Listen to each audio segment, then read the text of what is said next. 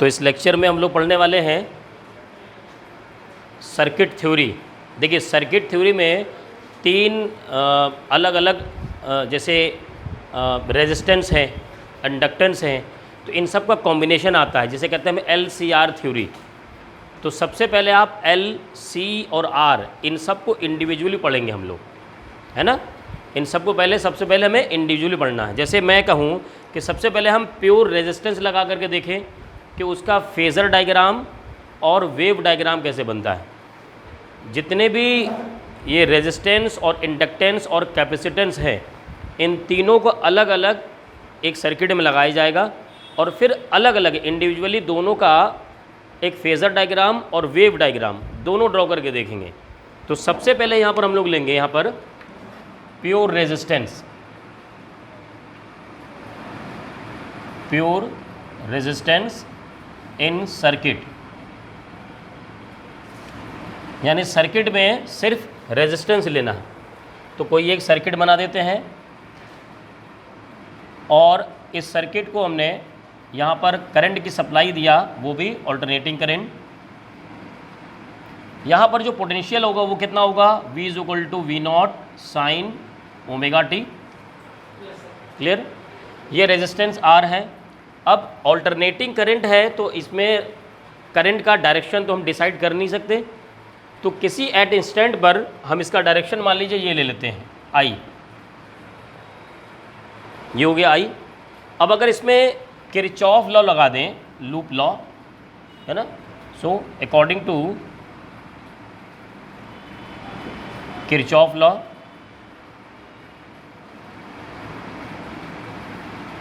तो देखिए लूप का डायरेक्शन में आगे बढ़ेंगे तो ये तो रहा V हमारा, आगे जाएंगे तो लूप के डायरेक्शन में I है ना, तो ये हो जाएगा -IR = 0।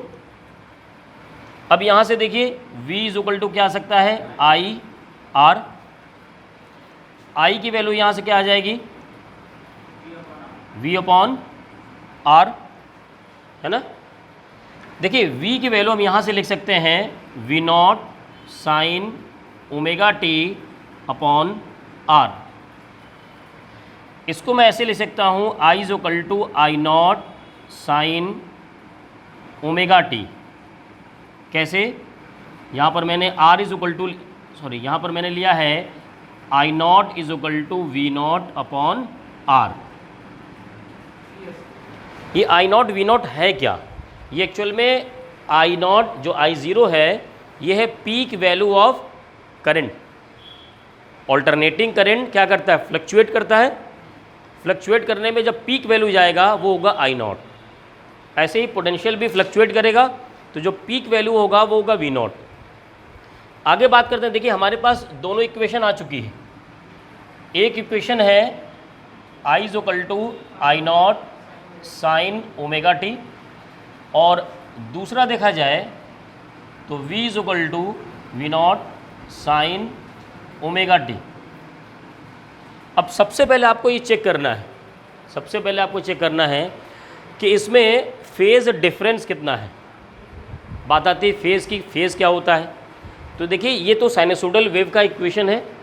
ये जो ओमेगा है ना, साइन के बगल में जो थीटा लिखा होता है, थीटा में जो प्लस लग करके आता है वो उसका फेज़ होता है। थीटा में जो प्लस लग के आता है वो फेज़ होता है। तो यहाँ पर अगर फेज़ डिफरेंस की बात की जाए, फेज़ डिफरेंस,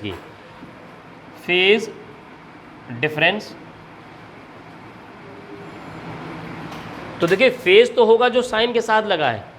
अगर मैं ये कहूँ यहाँ होता sin ω/t + π/2, तो ये इसमें होता ω/t और वहाँ होता ω/t + π/2, तो दोनों में डिफरेंस कितना हुआ, π/2 का। भाई आपके पास ये है 3 रुपये, उसके पास है 5 रुपये, तो दोनों में डिफरेंस कितना हुआ, 5 - 3। तो फेज़ डिफरेंस कैसे निकाला जाता है, किसी में भी आप इसका फेज़ माइनस इसका फेज़ मॉड लगा दीजिए, ये होता है फेज़ डिफरेंस।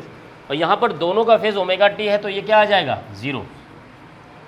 ये क्या इंडिकेट कर रहा है, इससे इंडिकेट ये हो रहा है कि जिस फेज़ में ये चल रहा है उसी फेज़ में ये।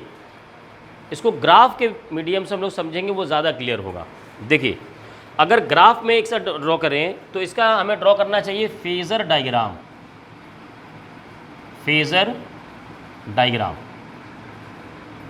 ये कैसे ड्रॉ होता है उसको ध्यान से समझिएगा। आपको क्या करना है, x और y बना देना है और इसको बना देना है t के साथ। इस पर v और i दोनों आएंगे, इस पर v और i दोनों आएंगे। तो सबसे पहले अगर v की बात करें पोटेंशियल, तो यहाँ पर जो एरो ड्रॉ किया जाता है उसको ऐसे इस तरीके से ड्रॉ किया जाता है और ये शो करता है v नॉट, ये शो करेगा v नॉट। v नॉट इस x एक्सिस से जो एंगल है वो है ओमेगा t, इसको ऐसे लिखेंगे ओमेगा t। अब बात करिए क्या v नॉट और i नॉट की वैल्यू सेम होगी, और सेम नहीं होगी तो कौन बड़ा होगा कौन छोटा होगा। तो देखिए आपके पास रिलेशन है i not is equal to v not upon r, clear, i not is equal to v not upon r। तो यहाँ पर किसकी वैल्यू ज़्यादा होगी, v नॉट की, क्योंकि v नॉट में कुछ डिवाइड कर रहे हैं तो i नॉट आ रहा, तो i नॉट तो छोटा होगा। इसका मतलब i नॉट अगर मैं ड्रॉ करूँ तो यहीं से सीधे ड्रॉ होगा और इस v नॉट से कुछ कम होगा, वो होगा यहाँ तक, ये कहलाएगा i नॉट। मैंने इसी लाइन में क्यों ड्रॉ किया, क्योंकि दोनों का फेज़ सेम है। अगर फेज़ अलग होता तो मैं एंगल अलग कर देता, अगर फेज़ अलग होता तो मैं एंगल अलग कर देता। अब देखिए अगर इसका प्रोजेक्शन इस पर देखा जाए, इसको डॉट डॉट करके मिला दीजिए, तो ये जो लेंथ है ये है v is equal to V not sine omega T, v is equal to V not sine omega T. और अगर इसकी बात की जाए आई नॉट की, तो यहाँ से होगा, ये होगा आई की वैल्यू और ये होगा I is equal to I not sine omega t, ठीक है। तो इसमें देखिए दो तीन इंपॉर्टेंट चीज़ निकली। पहला क्या निकला, potential and current are in same phase. कब, जब सर्किट में प्योर रेजिस्टेंस लगा हो तब पोटेंशियल और करंट सेम फेज में ट्रेवल करते हैं। दूसरी बात क्या है कि I naught is less than V not. और इस ग्राफ की अगर बात की जाए, ग्राफ में क्या शो हो रहा है, so projection of V naught and I naught gives projection of V naught and I naught on y axis। इसका प्रोजेक्शन किस पे लिया, इस पर, इसका प्रोजेक्शन इस पे लेते तो क्या होता, v cos ओमेगा टी, सही है। आप कंपोनेंट बना के देखिए, v cos ओमेगा टी, इधर होगा साइन ओमेगा टी। तो projection of V not and I not on y axis gives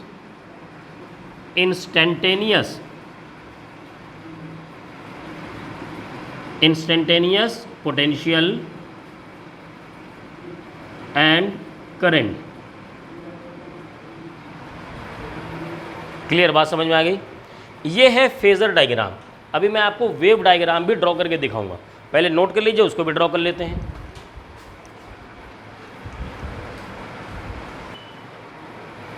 इसमें ये जो फेजर डायग्राम है ना, फेजर डायग्राम को कभी कभी बुक में सिंपल वे में भी ड्रॉ किया जाता है। तो जिस डायरेक्शन में v है उसी डायरेक्शन में i को ड्रॉ करना है, तो बुक में कभी कभी इस तरीके से ड्रॉ होगा, ये v नॉट होगा और ये i नॉट होगा।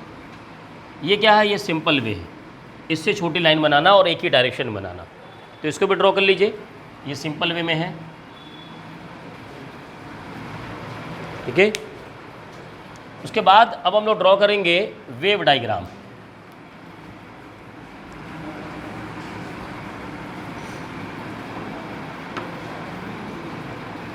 वेव डायग्राम सिंपल डायग्राम है, अगर आपने समझ लिया तो।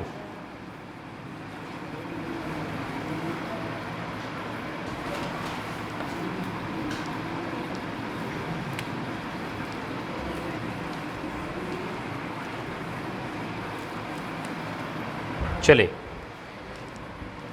तो इसी प्योर रेजिस्टेंस सर्किट में ही हम लोग ड्रॉ करेंगे वेव डायग्राम। सबसे पहले v और i दोनों का इक्वेशन लिखिए कि आपके पास इक्वेशन है क्या। v का इक्वेशन है v not sine omega T और i का इक्वेशन है i naught sine omega T. अब देखिए डायग्राम ड्रॉ कर देते हैं। हमारे पास v का डायग्राम तो सिंपल साइनसोइडल का है ही। v का डायग्राम इस तरीके से हो जाएगा, इस तरीके से साइनसोइडल वॉव आप ड्रॉ कर देंगे, ये t होगा, ठीक है। ये 0 पीक वैल्यू, फिर 0 मिनिमम वैल्यू, फिर 0 पीक वैल्यू, ठीक है। अब इसमें देखिए आपको i अब ड्रॉ करना है तो थोड़ा सा चेक कीजिए। At t is equal to 0 पर बताइए v कितना होगा। t की वैल्यू 0 पुट करेंगे तो साइन 0 की वैल्यू 0, तो v 0 होगा। i कितना होगा, i भी 0 होगा, क्लियर। और अगर आप 90 पुट कर देते हैं, मान लीजिए ये एंगल पूरा ओमेगा टी 90 हो जाता है, तो साइन 90 की वैल्यू 1, तो v is equal to V not, और साइन 90 की वैल्यू 1 तो i is equal to I not. तो दोनों अपनी पीक पे जाएंगे दोनों। इसका मतलब कि दोनों फेज सेम डायग्राम में ड्रॉ करते चलेंगे, दो सेम फेज में, लेकिन वैल्यू i की कम होगी, क्योंकि हम लोग जानते हैं आई नॉट वी नॉट से कम है। I naught is equal to V naught upon R, I naught is equal to V naught upon R. जब आई नॉट कम है इसका मतलब i क्या होगा, v से कम होगा। तो इसका मतलब जब पहले ये 0 तो ये भी 0, लेकिन इसी के साथ ड्रॉ करेंगे और ये इसके नीचे ड्रॉ होगा, फिर यहाँ पर ये 0 होगा, फिर उसके साथ यहाँ पर ये होगा, नेगेटिव जाएगा, फिर 0 आ जाएगा, लेकिन वैल्यू उसकी कम रहेगी।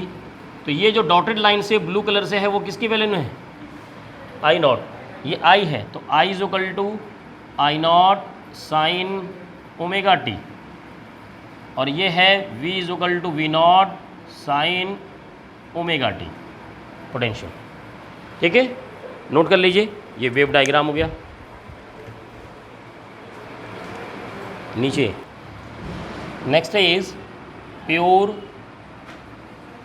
Inductive circuit.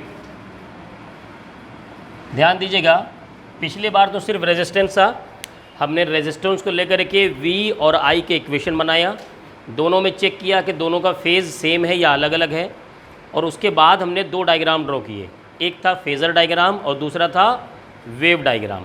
सेम वर्क यहाँ भी करना है।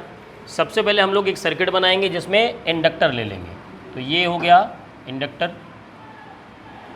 आपको याद होगा कि मैंने सेल्फ इंड्यूस्ड करंट की बात की थी, सेल्फ इंड्यूस करंट, ये यहाँ पर है v is equal to V not sine omega T, और इसका इंडक्टेंस है L। सेल्फ इंड्यूस का में क्या होता है कि ये पर इस तरीके से कॉइल होती हैं और यहाँ पर एक इंड्यूस्ड करंट आता है।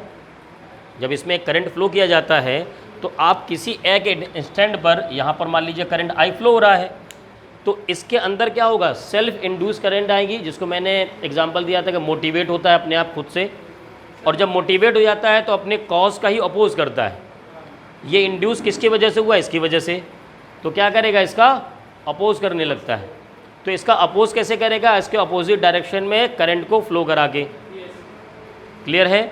इसके अपोजिट में अगर करंट फ्लो होना है, समझिएगा, तो मैंने आपको इस तरीके से सर्किट बना के समझाया था, इस तरीके से डॉट डॉट करके, कि जब इसको करंट फ्लो कराना है तो इसमें सेल किस तरीके से बनेगा। सेल का मतलब पॉजिटिव और नेगेटिव टर्मिनल। तो अगर उसको इस तरफ करंट फ्लो कराना है, इधर कराना है, तो इधर बनना चाहिए पॉजिटिव और इधर बनना चाहिए नेगेटिव। क्लियर। इसका मतलब क्या होगा, इसमें ईएमएफ बनेगा और वो हो जाएगा इस तरीके से, इस तरीके से, और ये होगा पॉजिटिव नेगेटिव, और ये हो जाएगा ईएमएफ ई। क्लियर। अब अगर मैं इसमें किरचॉफ लॉ लगाऊं, है ना, किरचॉफ लॉ, किरचॉफ लॉ, और मैंने क्या किया, इसमें एक लूप बना दिया, तो इसमें देखिए सीधे सीधे दो ईएमएफ की बात करनी है, सिर्फ दो ईएमएफ की। एक पोटेंशियल ये रहा V, और जब वापस इसके पोटेंशियल में घूम के जाएंगे तो पाथ के डायरेक्शन में जो बाद में आता है उसी के तो साइन लेते हैं। बाद में आएगा ईएमएफ, तो ये होगा minus EMF is equal to 0। अब ये मत सोचिएगा सर ये करंट को करंट और टू आई आर क्यों नहीं लिया आपने, वो लेना ही नहीं है क्योंकि रेजिस्टेंस नहीं लिया हमने इंडक्टेंस लिया है। इस इंडक्टेंस की वजह से जो ईएमएफ आया हमने उसको ले लिया। क्लियर? अगर किसी ने इसको नहीं सीखा है तो पिछले लेक्चर पे इलेक्ट्रोमैग्नेटिक इंडक्शन में वहाँ सीख ले, जो सेल्फ इंडक्शन का मेरा लेक्चर है उस पर। तो ये हो गया V minus E M F is equal to 0। इस ई एम एफ की वैल्यू इंडक्टर्स के फॉर्म में क्या होती है, V minus L D I upon D T is equal to 0। याद है ई एम एफ की value L D I upon D T. यहाँ से देखिए ये उसको उस साइड लेके जाएंगे तो हो जाएगा V L D I upon D T. Clear, समझ में आ रहा है? अब देखिए यहाँ से क्रॉस मल्टीप्लाई कर देंगे तो ये हो जाएगा V into D T, V into D T is equal to L into D I. यहाँ से डी आई की वैल्यू मैं लिख सकता हूँ V by L into D T. Easy है। क्या V की वैल्यू हमारे पास इक्वेशन के फॉर्म में है? तो यहाँ से आ जाएगा डी आई, ये हो जाएगा V not sine omega T into D T upon L. अब देखो मैं यहाँ पर क्या कर सकता हूँ, यहाँ इक्वेशन मुझे आई की ला सकता हूँ मैं। कैसे? ये डी आई है और V नॉट अपॉन एल को मैं कर सकता हूँ आई नॉट और ये हो जाएगा sign omega T into D T. इसकी वैल्यू मैं आपको अभी सिखाऊंगा, मैं साइड में लिख देता हूँ उसको क्या कहते हैं, उसको हम लोग बाद में डिस्कस कर लेंगे। V नॉट अपॉन एल, इसको अभी डिस्कस कर लेंगे। नहीं अभी न लिख चलो, इसको अभी मत चेंज करो, बाद में चेंज करेंगे, इंटीग्रेशन के बाद चेंज करेंगे इसको। ठीक है? तो क्या कर सकते हैं, यहाँ पर इंटीग्रेशन का साइन लगा दो, दोनों साइड इंटीग्रेट करना है हमें। तो इसको इंटीग्रेट करोगे तो ये हो जाएगा आई और यहाँ पर V नॉट अपॉन एल तो कांस्टेंट है तो ये तो बाहर आ गया V नॉट अपॉन एल। अब देखो साइन ओमेगा टी को इंटीग्रेट करना है तो ये हो जाएगा माइनस कॉस ओमेगा टी और ये जो होता है फंक्शन ये नीचे आ जाता है ओमेगा, ये नीचे आ जाता है। जब साइन कॉस के साथ एक फंक्शन लगा हो ना तो वो क्या होता है, वो नीचे आ जाता है। और ये हो गया। अब देखिए यहाँ से ओमेगा बाहर आ जाएगा तो ये हो जाएगा V not upon omega L और यहाँ माइनस बाहर ले लो और ये हो जाएगा कॉस ओमेगा टी। ये है आई। ज़रा आई को इस टर्म में लिख लेते हैं। देखो इस वैल्यू को मैं लिखूँगा minus I not cos omega T. यहाँ पर मैंने लिया है, ये वैल्यू मैंने यहाँ पर लिया है, यहाँ लिया मैंने I naught is equal to V not upon omega L, क्योंकि मुझे कुछ ऐसा लग रहा है कि V अपॉन आर। तो इस तरीके से अभी हम लोग इसका नाम भी देंगे कि ये वैल्यू कहलाता क्या है। पहले इसको ज़रा समझ लेते हैं। अब देखो ये सर्किट इक्वेशन बना तो, लेकिन एक डिफरेंस लग रहा है, अभी साइन के फॉर्म में नहीं आया। तो क्या इसे साइन के फॉर्म में भी लाया जा सकता है? लग रहा है। साइन कॉस पढ़ा है आपने, तो कॉस जो होता है वो क्या होता है, साइन 90 माइनस थीटा, ये तो होता है ना। तो यहाँ लिख लेंगे I is equal to minus I not sine 90 pi by 2 minus omega t, लिख सकते हैं। चलिए आगे बढ़ते हैं इसमें।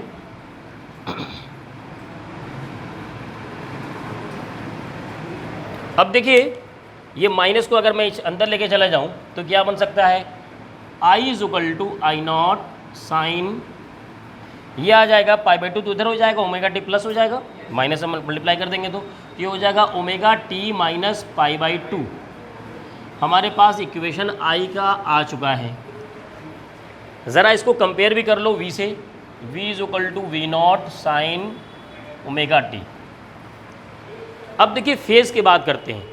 साइन के साथ जो होता है वो फेज़ होता है, पोटेंशियल के साथ फेज़ है ओमेगा टी और इसमें है omega t minus pi by 2। इसका मतलब आपके पास 5 रुपये है, इनके पास है 5 माइनस 2, 3 रुपये हैं, लेकिन 5 माइनस 2 का मतलब ये 2 रुपये आपसे कम है। तभी तो मैं कह रहा हूँ इनके पास 5 रुपीज़ है, इनके पास है 5 रुपीज़ माइनस 2 रुपीज़, तो इसका मतलब ये 2 रुपये आपसे कम है, इसका मतलब ये 2 रुपये आपसे लैग कर रहे हैं। ठीक, तो यहाँ पर क्या होगा, current lags behind potential by pi by 2। ये एक इम्पॉर्टेंट पॉइंट हमारे पास आ गया। अब इसकी हेल्प से हम लोग फेज़र डायग्राम और वेव डायग्राम दोनों ड्रॉ करेंगे यहाँ पर, ठीक है। अब बात करते हैं इसको कहते क्या हैं, इसको क्या कहते हैं, ये टर्म क्या है। तो ज़रा इसको कंपेयर करो, दिमाग लगाओ। I is equal to V by R, तो ये जो टर्म कहलाता है ये कहलाता है एक्स एल। इसको कहते हैं इंडक्टिव रिएक्टेंस, और ये हो जाता है I naught is equal to V naught upon XL. तो एक्सएल क्या हो गया, एक्सएल हो गया omega L, XL is equal to omega L. तो न्यूमेरिकल में क्या पूछेगा, फाइंड इंडक्टिव रिएक्टेंस, तो आप फाइंड करेंगे एक्सएल, वो होगा omega into L. L Henry में गिवन होगा और ओमेगा होगा वहाँ पर उसका फेस, ठीक है। चलिए नोट कीजिए, इसके बाद हम लोग दोनों फेज़र डायग्राम और वेव डायग्राम दोनों ड्रॉ करते हैं। कृष्णा नीचे वाला, तो अब हमें ड्रॉ करना है फेज़र डायग्राम और वेव डायग्राम। तो सबसे पहले ड्रॉ कर लेते हैं यहाँ पर phasor diagram. Phasor diagram draw करने में सबसे बड़ा रोल होता है इसके इक्वेशन का। तो v is equal to V not sine omega T, ये इक्वेशन है पोटेंशियल के लिए। और I के लिए हमारे पास आया है आई नॉट साइन क्या है भाई, omega t minus pi by 2, जिससे हमें पता चला कि ये जो करंट है वो पोटेंशियल से 90 डिग्री लैग कर रही है। अब फेज़र डायग्राम में आपको ड्रॉ करना है, तो सबसे पहले आप ड्रॉ कर दीजिए ये टी का डायग्राम, और ये हो गया वाई, ठीक है। अब आपको जब देखिए जो पोटेंशियल है वो ओमेगा टी एंगल पे है, तो पोटेंशियल ओमेगा टी एंगल पे मतलब वो यहाँ होगा, ये हो गया वी नॉट, और ये होगा यहाँ से ओमेगा टी। इस तरीके से इधर से पॉजिटिव में जाएंगे तो ये कहलाएगा ओमेगा टी, समझिएगा। मैं इस डायग्राम को ज़रा एक्सिस को नीचे और इधर कर देता हूँ। अब आपको क्या करना है, इस ओमेगा टी से कितना जाना है, -90 जाना है, तब आपको आई मिलेगा। बात समझिएगा, इस ओमेगा टी से कितना जाना है, -90 जाना है। तो पॉजिटिव ओमेगा टी आप उधर गए तो नेगेटिव फिर नीचे आएंगे, मतलब आप नीचे आएंगे कहाँ तक, यहाँ तक, और कहाँ मिल जाएगा, इधर 90 मिल जाएगा आपको। और इसे थोड़ा छोटा बना दीजिएगा, ये आई नॉट होगा। ये जो एंगल होगा ये 90 डिग्री होगा, इसको अलग से मैं बना दे रहा हूँ। तो ये ओमेगा टी हो गया और ये 90 डिग्री हो गया, क्लियर। पॉजिटिव में मैं क्या किया, उधर गया तो मैंने वी नॉट मिला मुझे, फिर क्या किया, अब वी नॉट से मुझे माइनस में आना है तो मैं नीचे आया और मैंने आई नॉट ड्रॉ कर लिया। अब अगर मुझे ड्रॉ करना हो यहाँ पर वेव डायग्राम, तो वेव डायग्राम ड्रॉ करने में सबसे पहले तो आप वी को ड्रॉ कर दीजिए।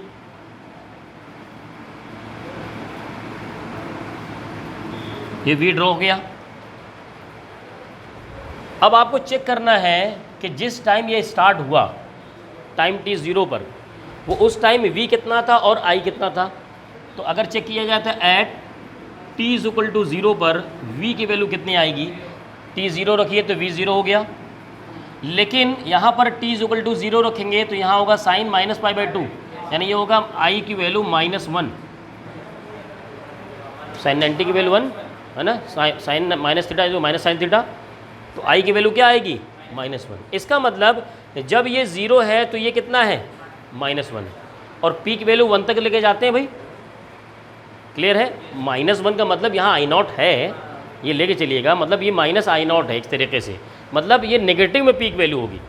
इसका मतलब क्या हुआ समझिएगा कि जब ये 0 है तो वो कहीं नीचे यहाँ पर होगा, यहाँ से स्टार्ट होगा, और जाहिर से बात है जब ये पीक पर गया तो ये 0 पर पहुँचा होगा, वो यहाँ कहीं आया होगा, और जाहिर सी बात जब ये 0 हुआ तो फिर क्या आएगा, फिर नीचे आएगा, तो फिर नीचे आएगा। तो इस तरीके से कुछ बनेगा, देखिएगा ये इस तरीके से ड्रॉ करेंगे। जब ये 0 होगा तो ये पीक जाएगा, फिर यहाँ से क्रॉस करेगा, फिर यहाँ से क्रॉस करेगा, ये ज़ीरो हुआ तो फिर ये पीक गया, फिर ये पीक गया तो ये ज़ीरो हुआ तो ये ज़ीरो है तो फिर नीचे पीक, फिर ये पीक गए तो ये क्या जाएगा ज़ीरो, फिर ये ज़ीरो है, ये वाला ज़ीरो है तो क्या जाना है इसको पीक जाना है। फिर क्या करना है, पीक ऐसे नहीं बना, थोड़ा सा और, हाँ, फिर ये ज़ीरो है, ये वाला टर्म नेगेटिव है तो ये क्या आएगा ज़ीरो आएगा। इस तरीके से बनेगा ये। फिर समझिए, ब्लैक कलर को देखिए, ब्लैक कलर क्या है ज़ीरो है, तो ब्लू कलर क्या है नेगेटिव, नेगेटिव में पीक।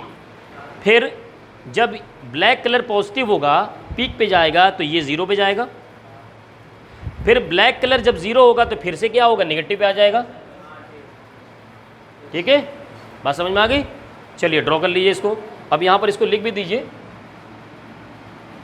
तो ये होगा v = v0 sign omega T, और ये होगा I = I0 sine omega t minus π/2, और यहाँ पर फेस t होगा। चलिए ड्रॉ कर लीजिए नीचे वाला। So next is pure capacitive circuit. तो हम लोगों ने पहले पढ़ा प्योर रेजिस्टिव सर्किट, जिसमें एक रेजिस्टेंस लगाया, जिसमें I और V दोनों सेम फेज में थे, दोनों के लिए फेजर डायग्राम और वेव डायग्राम ड्रॉ कर लिया। फिर हम लोगों ने लगाया L प्योर इंडक्टिव सर्किट, जिसमें I V से लैग कर रहा था, उसके लिए फेजर डायग्राम और वेव डायग्राम आ गया। अब चेक करते हैं कि यहाँ पर सर्किट में सिर्फ और सिर्फ एक कैपेसिटेंस लगा देते हैं, और इसको जोड़ दिया हमने एक अल्टरनेटिंग करंट की सप्लाई से, जहाँ पर पोटेंशियल की वैल्यू है V0 साइन ओमेगा टी, और जिसका कैपेसिटेंस है C। ध्यान दीजिएगा, बहुत आसान। अब वही बात है इसमें, जब आप इसकी वैल्यू लिखेंगे तो यहाँ पर तो सीधे सीधे इसमें जो चार्ज होगा वो होगा Q = C/V। ध्यान दीजिए भाई, Q = C/V। इस सर्किट की बात की जाए तो यहाँ पर देखिए CV कितना होगा भाई, C V0 sign omega T, Q की वैल्यू ये रहेगी। क्या करंट की वैल्यू हम लोग जानते हैं I = dQ/dt। यहाँ से Q की वैल्यू क्या पुट किया जा सकता है, C V0 sign omega T. ध्यान दीजिए, ये वैल्यू उठाया हमने, Q की जगह पुट कर दिया। अब डिफ्रेंशिएट करना है इसमें, तो I = ये C V0 वगैरह को बाहर कर लो, ये तो कांस्टेंट है। यहाँ पर इसको डिफ्रेंशिएट करेंगे तो ये हो जाएगा cos ओमेगा टी, और साथ ही साथ ये ओमेगा बाहर साथ में आएगा। याद करिएगा, पिछली बार हम लोगों ने इंटीग्रेट किया था, तो इंटीग्रेशन में ओमेगा नीचे आता है, ठीक है, इसमें हमने डिफ्रेंशिएट किया है। और वहाँ पर जब इंटीग्रेट करते थे तो साइन का cos ओमेगा टी नहीं, माइनस cos ओमेगा टी था। यहाँ होगा सिर्फ पॉजिटिव cos ओमेगा टी, और ओमेगा बाहर आ गया। तो यहाँ से देखो एक चीज़ आ सकता है, C को इधर लेके आए तो C omega V0 cos omega T, ये है I। अब थोड़ा थोड़ा हमें दिखने लगा है कि ये I की वैल्यू हमारा इक्वेशन में आने लगा, लेकिन अभी साइन में नहीं आया। दूसरी बात, ये वैल्यू जो हम लोग बनाते हैं, इसको क्या बनाएंगे, I = I0 cos omega T. चलो इसको क्या कर सकते हैं, यहाँ पर इसको अभी बाद में डिस्कस करेंगे। पहले I0 की जगह क्या लिखते हैं, I0 को मैंने लिखा है यहाँ पर I0 = क्या लिखा है भाई, C ओमेगा V0। I को उस टर्म में लेके आइए, V/R के टर्म में, रेजिस्टेंस वाले में। तो V/R के टर्म में आएगा कैसे, ये आ सकता है ऐसे, V0/1/C ओमेगा आएगा। सही है, ये देखो क्या रेजिस्टेंस जैसा है पूरे वैल्यू, ये कहलाएगा XC 1/C ओमेगा। क्या कहलाएगा, हाँ इंडक्टिव नहीं, कैपेसिटिव रिएक्टेंस। वो इंडक्टिव रिएक्टेंस था, ये कैपेसिटिव रिएक्टेंस है। हाँ वो एक्सेल था, ये XC है। क्लियर। तो XC की वैल्यू कितनी है, 1/C ओमेगा।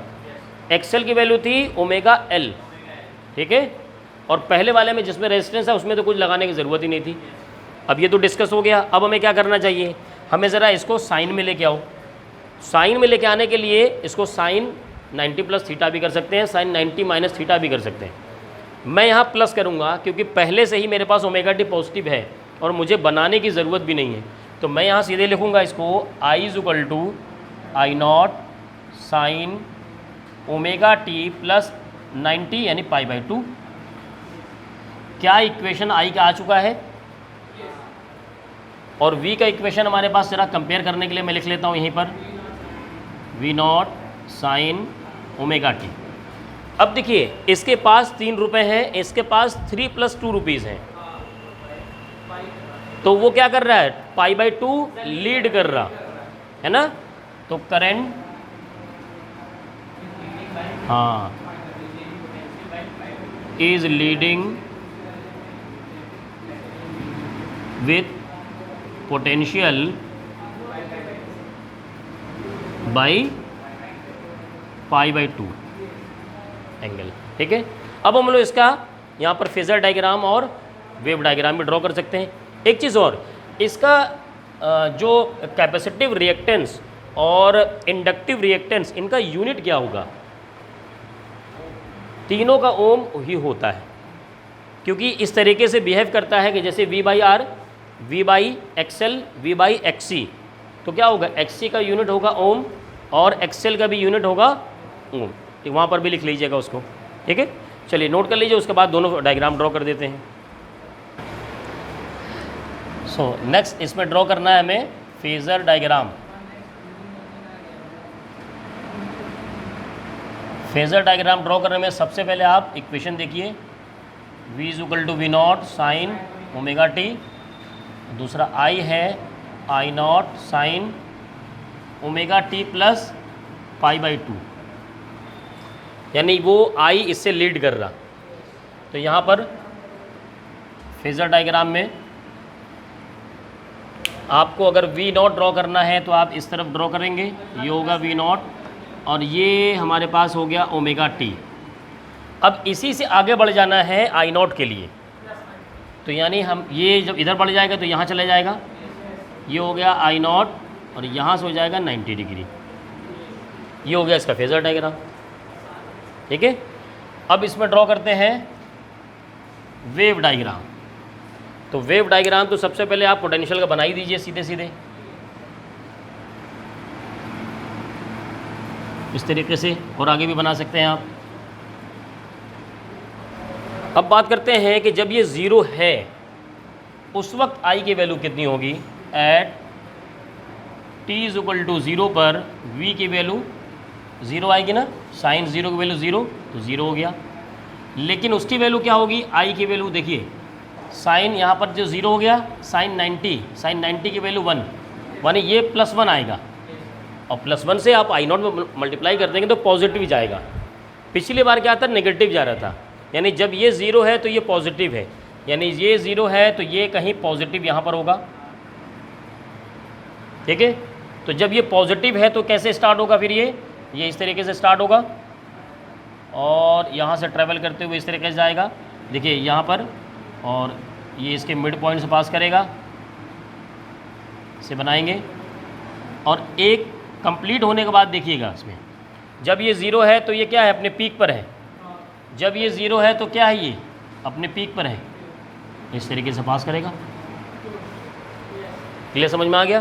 तो ये है V is equal to V not sine omega T, और यहाँ पर बना देंगे हम I is equal to I naught sine omega T plus π/2, ये इसकी वैल्यू है।